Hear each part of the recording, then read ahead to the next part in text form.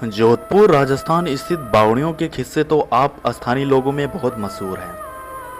यहाँ पानी की कई बावड़ियाँ हैं, जिसमें से एक के बारे में कहा जाता है कि उसे भूत ने बनाया था। जोधपुर से लगभग 90 किलोमीटर दूर पर स्थित रठासी नामक एक ऐतिहासिक गांव है।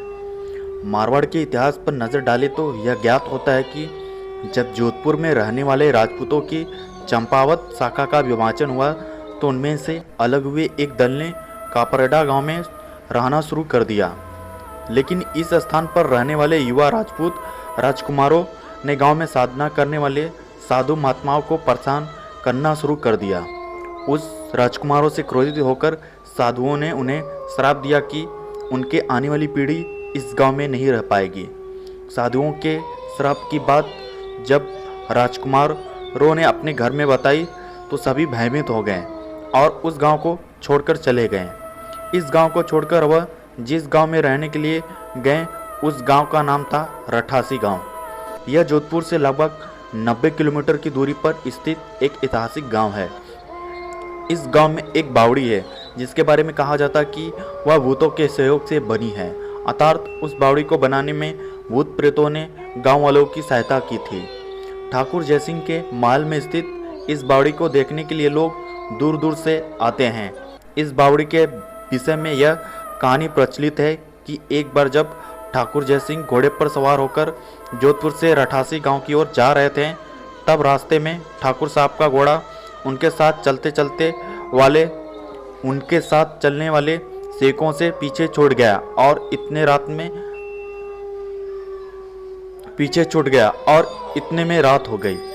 राजा का घोड़ा काफी थक चुका था और उसे बहुत प्यास लगी थी।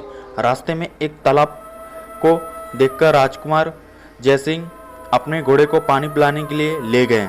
आधी रात का समय था। घोड़ा जैसे ही आगे बढ़ा, राजा को एक आकृति दिखाई दी जिसने धीरे धीरे इंसानी शरीर धारण कर लिया था। राजा उसे देखकर डर गए और उस प्रेत से राजा को कहा कि मुझे प्यास लगी है, लेकिन श्राप के कारण मैं इस कुएं का पानी नहीं पी सकता। राजा ने उस प्रेत को पानी पिलाया और राजा की दयालुता देखकर प्रेत ने उसे कहा कि वह जो भी मांगेगा वह उसे पूरी कर देगा। राजा ने प्रेत को कहा कि वह इस महल में एक बावड़ी का निर्माण करे और उसके राज को सुंदर बना दे।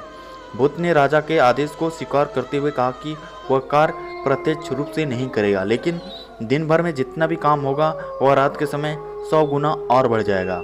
उस प्रेत ने राजा को यह कहकर किसी को न बताने के लिए कहा। इस घटना को 2 दिन बाद ही महल और बावड़ी की इमारत बनने लगी। रात में पत्थर ठोकने की रहस्यमयी आवाज़ें आने लगी।